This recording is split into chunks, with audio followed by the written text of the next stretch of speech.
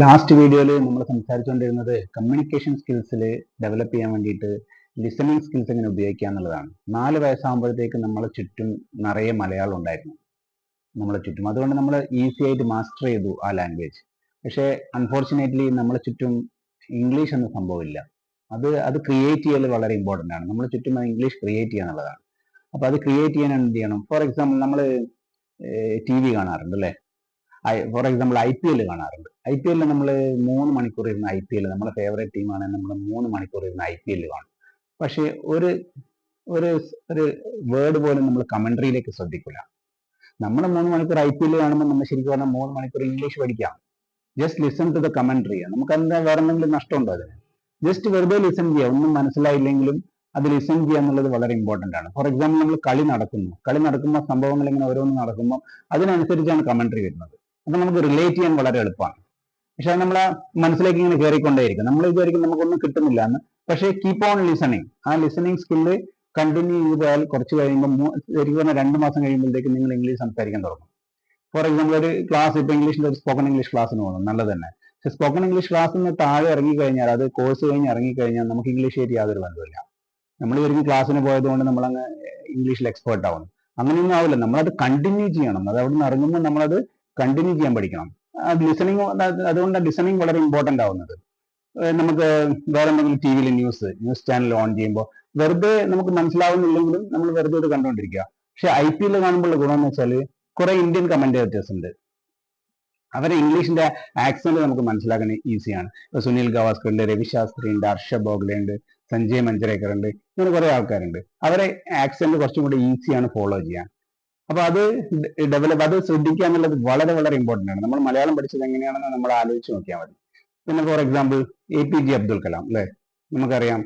നമ്മൾ ഇത്രമാത്രം മോട്ടിവേറ്റ് ചെയ്ത ഒരു ഇന്ത്യക്കാരൻ വേറെ ഉണ്ടാവില്ല. പക്ഷെ അദ്ദേഹത്തിന് ഇംഗ്ലീഷ് ശ്രദ്ധിച്ചിട്ടുണ്ടോ?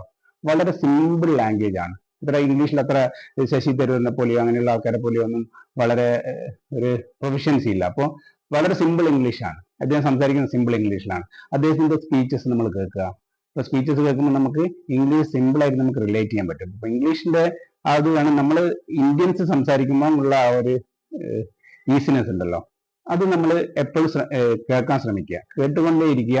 നമ്മൾ കേട്ടുകൊണ്ടേയിരിക്കുന്ന ഓട്ടോമാറ്റിക്കലി കുറെ വൊക്കാബുലറി നമ്മുടെ മനസ്സിൽ കുറെ വേർഡ്സ് പതിയും. അതിന്റെ കൂടെ വേറെ ആരോടെങ്കിലും നമ്മളെ ഇഷ്ടപ്പെട്ടൊരു, അല്ലെങ്കിൽ നമ്മളെ വളരെ ക്ലോസ് ആയ ഒരു ഫ്രണ്ടിനോട് ചിലപ്പോൾ അയാൾക്ക് നല്ലൊരു ഇംഗ്ലീഷ് അറിയുന്നുണ്ടാവും.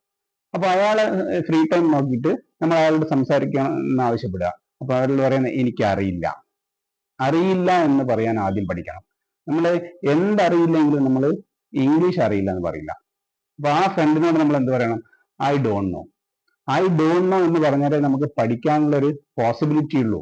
അല്ലാണ്ട് നമുക്ക് കുറച്ച് അറിയാമെന്ന് പറഞ്ഞ് ഇരുന്നാൽ നമുക്ക് ഒരിക്കലും പഠിക്കാൻ പറ്റില്ല.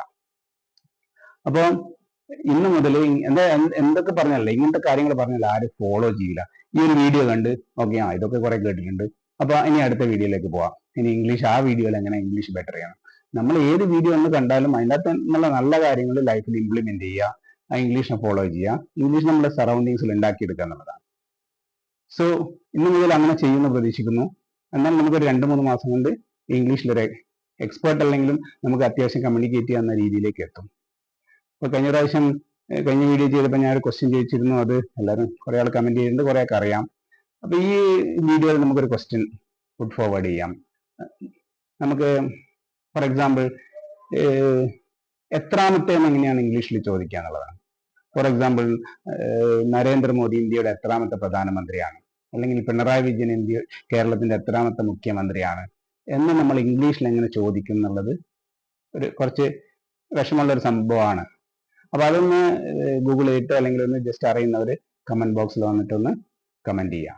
ഓക്കെ, അപ്പൊ നമുക്ക് നെക്സ്റ്റ് വീഡിയോയിൽ കാണാം. ഈ പറഞ്ഞ കാര്യങ്ങളൊന്ന് ലൈഫിൽ പ്രാക്ടിക്കൽ ആക്കാൻ ശ്രമിക്കുക. ഇംഗ്ലീഷ് നമ്മുടെ സറൗണ്ടിങ്സിൽ കൊണ്ടുവരാൻ ശ്രമിക്കുക. It will be very easy. English ഈ ലോകത്തിലെ ഏറ്റവും ഈസി ലാംഗ്വേജസിൽ ഒന്ന് ഇംഗ്ലീഷാണ്. നമ്മൾ 2-3 മന്ത്സ് നമ്മൾ വെച്ചാൽ ജസ്റ്റ് ലിസൺ ചെയ്താൽ, ചെറിയ 1-2 കാര്യങ്ങൾ ചെയ്താൽ നമുക്ക് ഈസി ആയിട്ട് അത് അതിൻ്റെ അകത്ത് ഒരു എക്സ്പേർട്ട് ആവാൻ പറ്റുന്നതേ ഉള്ളൂ. പിന്നെ ഇതൊരു വലിയ സംഭവമായിട്ടൊന്നും കണക്കാക്കരുത്. It's simply a language. Okay, അപ്പൊ നെക്സ്റ്റ് വീഡിയോയിൽ കാണാം. Thank U.